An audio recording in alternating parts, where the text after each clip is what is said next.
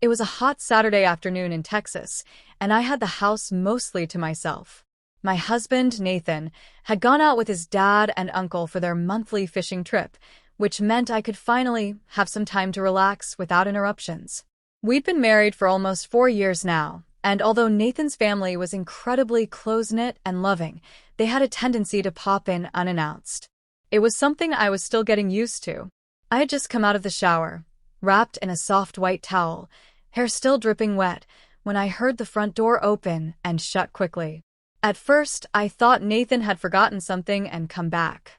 I padded across the wooden floor toward our bedroom, planning to get dressed before seeing anyone, but before I could close the door behind me, I heard a loud voice call out, "Hey, you guys home?"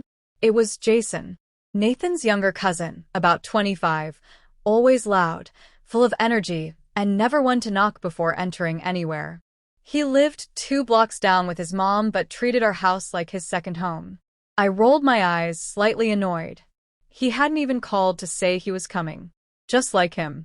I wasn't ready to deal with anyone, much less Jason, who had a knack for finding ways to overstretch his welcome. I quickly shut the bedroom door, hoping he'd stay out in the living room or kitchen until I could throw on some clothes. But not even a full minute later, I heard hurried footsteps followed by the unmistakable creak of our bedroom door swinging open. "Hey, Natalie, whoa." There he was, standing in the doorway, eyes wide, face frozen. I stood there in shock, clutching my towel tighter around me. My heart thudded in my chest, both embarrassed and irritated. Jason turned beet red and immediately spun around, mumbling apologies. "I didn't know you were in here. I thought you guys were out." "Jason," I yelled, my voice louder than I intended. "You don't just walk into someone's room like that." He was already halfway down the hall, probably mortified. "I'm so sorry. Seriously, I didn't mean to. I thought the house was empty." I slammed the door shut and locked it behind me. My hands were still shaking as I tried to calm down. I knew he didn't mean anything by it. Jason was impulsive and often acted before thinking, but still, boundaries mattered. After throwing on some jeans and a t-shirt, I came out and found him awkwardly sitting on the couch, staring down at his phone. "I'm really sorry," he said again, without looking at me. "That was stupid of me." I sat on the armchair across from him. "You've got to start knocking, Jason. You can't just come in like this is your place." He nodded, visibly ashamed. "I know. I just came by because I needed to borrow some of Nathan's tools for my car. I didn't think anyone was home." "Well, next time, just call." He finally met my eyes. "I will. I swear." I let out a long sigh. As annoyed as I was, I couldn't stay angry with him. Jason had always been like a little brother to Nathan, and by extension to me. He had helped us paint the nursery when we thought we were expecting, had spent hours helping Nathan fix up the porch, and had shown up with soup when I'd been sick with the flu last winter. His intentions were never bad. Just a little reckless. We talked for a bit while I made some iced tea. The awkwardness began to fade, replaced by the usual easy banter. He told me about a girl he'd been texting, about how his car was making weird noises again, and how his mom was on his case about finally getting a full-time job. I listened, mostly quiet, wondering if I should tell Nathan about the incident. I knew Jason had learned his lesson, but it still felt wrong not to mention it. Later that evening, when Nathan came home, I pulled him aside. We were in the kitchen while Jason had gone out to the garage looking for a wrench. "Nate, something happened earlier," I began. He looked up, concerned. "What's wrong?" Jason came over when I was getting out of the shower.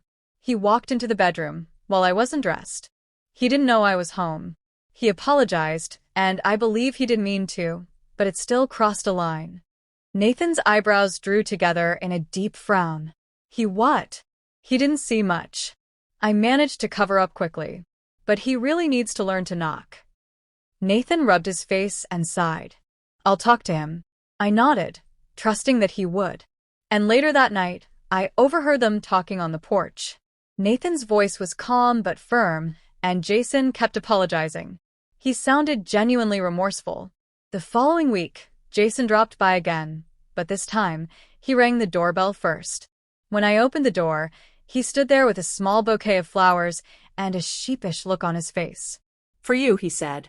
"And for not knowing how to knock. I'm officially reformed." I laughed, appreciating the gesture. "Thanks. Apology accepted." From then on, Jason became much more respectful of boundaries. He always called or texted before coming over and never once entered without knocking. Our friendship improved because of it. The incident became one of those awkward stories we all laughed about months later, over barbecue in the backyard with the rest of the family. Life moved on.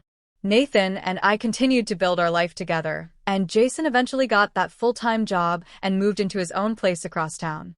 And though he still had that impulsive streak, he was learning, growing, becoming more aware. Every family has its quirks, its missteps and growing pains. But with honesty, communication, and a little bit of patience, even the most awkward moments can become lessons, and sometimes the beginning of stronger relationships.